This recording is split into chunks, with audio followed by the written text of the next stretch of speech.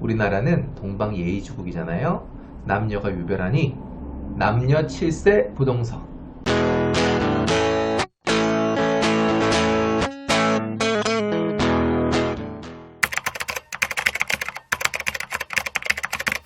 안녕하십니까. 이변변의 성범죄 상담소, 오늘도 시작해 보겠습니다.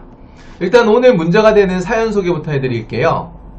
40대 남성분이 제보해 주신 사연이고요. 이분은 취미 활동으로 이제 승마를 하세요. 승마를 하시는데 온라인 카페에서 승마를 하는 이제 여러분들이 모여가지고 같이 승마도 즐기시고 이제 친목 도모도 하고 그러시겠죠. 여기에 아버지와 함께 나오는 여중생이 있었어요. 이제 항상 아버지랑 같이 딸을 데리고 이제 나왔는데 그 딸이 여중생인 거죠.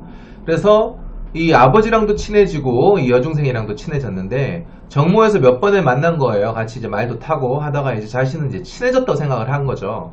그래서 어느 날 이 정모에서 이제 오프라인 정모를 하고 진행을 하는 상황에서 밥을 먹게 됐는데 식당에 그 아빠랑 여중생이 같이 들어온 거예요. 그러니까 이 사람은 반가운 나머지 악수를 하고 볼을 이렇게 꼬집은 거예요. 그러니까 아시죠? 귀엽다고 이렇게 하는 거. 아이고 귀여워 하면서 볼을 꼬집었어요. 그랬더니 이제 강제추행으로 이분을 고소한 사건입니다. 이 정도 스킨십에도 기소가 되나요? 상황에 따라 좀씩 다르긴 한데요. 저는 실제로 기소가 된 사건을 봤어요. 그래서 충분히 볼을 꼬집은 것만으로도 악수를 한 것만으로도 어떻게 상황 구성을 하느냐에 따라서 기소가 될 수 있습니다. 네. 뭐 잘 이해가 되지는 않는데 유죄면 형량은 얼마 정도 될까요? 이 부분이 상당히 놀라운데요. 상식에 조금 반해서 여러분들한테 꼭 알려드리고 싶은데 이게 피해자가 여중생이잖아요. 그러다 보니까 성폭력 범죄 처벌에 관한 특별법 제7조 3항이 적용돼서 5년 이상 유기징역이에요. 특별한 감형 사유가 없으면 5년이면 집행유예도 안 나오고 깜빵을 가거든요. 이게 성인을 폭행해서 강간을 하는 강간죄가 3년이거든요. 그거보다 더 높아요. 그렇다면 남녀간 스킨십은 어디까지 가능할까요? 일단 결론부터 말씀드리면 완전 케이스 바이 케이스, 케바케입니다.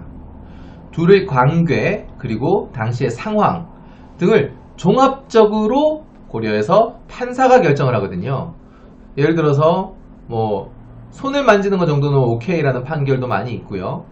근데 귀를 만지는 거는 안 된다라는 판결도 많고, 당연히 가슴이나 엉덩이, 성기 같은 이제 성적인 부위는 당연히 안 되고요. 대신에 사귀는 사이에는 좀 광범위하게 인정이 되고요.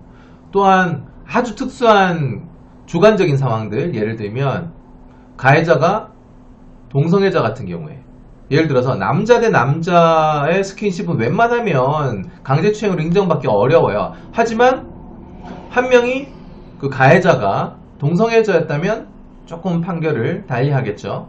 마찬가지로 여성도 마찬가지예요. 가해자 남성이 여성에게 어떤 스킨십을 했는데 가해자 남성이 동성애자다.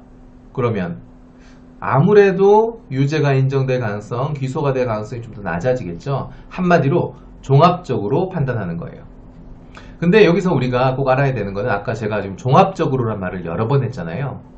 이게 사실 정가의 보도처럼 쓰이는 말인데 판결에서 어떤 판결이든 간에 그 판결문에 종합적으로란 말이 나오면 뭐라고 생각하면 된다? 판사 마음대로다. 그러니까 이런 사안일수록 어떻게든 우리한테 유리한 정황이나 증거나 주장을 많이 하면 할수록 판사가 우리 쪽에 유리하게 기울어질 가능성이 조금이라도 높아지겠죠. 1%가 쌓이면 어느 순간 50%가 넘어서 우리가 승소를 하고 무죄를 받아낼 수 있는 거예요. 그러니까 종합적으로라는 표현이 나오면 뭐다? 판사 마음대로다. 우리는 스킨십을 어떻게 조심해야 할까요? 이것도 심플하게 기억해 두세요. 사귀는 사이가 아니면 손도 대지 마십시오. 손대는 순간에 무슨 일이 어떻게 불거질지 몰라요. 서로 관계가 좋을 때는 원래 아무 문제가 없어요. 하지만 관계가 틀어진 순간에 상대방이 고소를 해버리면 남자 입장에서는 일단 지고 들어가는 거예요. 일단 너무 불리해요. 무죄라는 걸 본인이 다 입증해야 돼요. 적어도 성범죄에 있어서는 분리할 때는 피고인의 이익으로라든지 무죄 추정의 원칙 이런 거 없습니다. 남자가 훨씬 불리하기 때문에 어떻게든 유리한 정황과 증거를 찾아서 상황을 뒤집어야 돼요. 예를 들어서 악수 진하게 하지 마세요. 악수하는 과정에서 엄지손가락으로 자신의 손등을 훑었다. 이거 되게 황당한 표현이죠. 사실 강제추행에서는 엄청 많이 등장하는 표현입니다. 또 포옹을 하거나 반갑다고 유럽식 키스를 하거나 이러면 이건 자살행위겠죠 거의. 한마디로 요약을 하면 우리나라는 동방예의주국이잖아요. 남녀가 유별하니 남녀 7세 부동석. 성적인 의도 없이 스킨십으로 고소를 당했다면 어떻게 대응해야 할까요? 이제 두 가지가 쟁점이 될 수 있어요. 이 경우에는 무죄를 받기 위해서는 첫 번째는 아예 이 스킨십 자체가 없었거나 여성 그 피해자 측에서 스킨십을 아주 과장해서 말하는 경우가 있어요. 그때는 이 행위 자체에 대해서 열심히 다퉈야죠. 그런 일이 없었다라든지 뭐 CCTV를 확보한다든지 목격자를 확보한다든지 아니면 상대방 진술 중에서 일관되지 못한 부분이나 상식에 반하는 부분을 찾아내서 어떻게든 행위 자체에 대해서 열심히 싸워야 됩니다. 근데 그게 아니라 스킨십이 있었던 것 자체는 인정하는데 강제추행에 해당하지 않는다. 난 그런 의도는 없었다라고 하는 경우에는 판사 누님에게 강제추행의 의도가 없었다는 것을 저희가 입증을 해야 되잖아요. 판단하는데 도움이 될 만한 모든 정황 증거를 다 제시해야 돼요. 그때는 제가 됐든 누가 됐든 전문가의 도움을 받는 것을 추천드립니다. 순이 흐르는 강물 모두 머릿속에는 똑같은 멜로디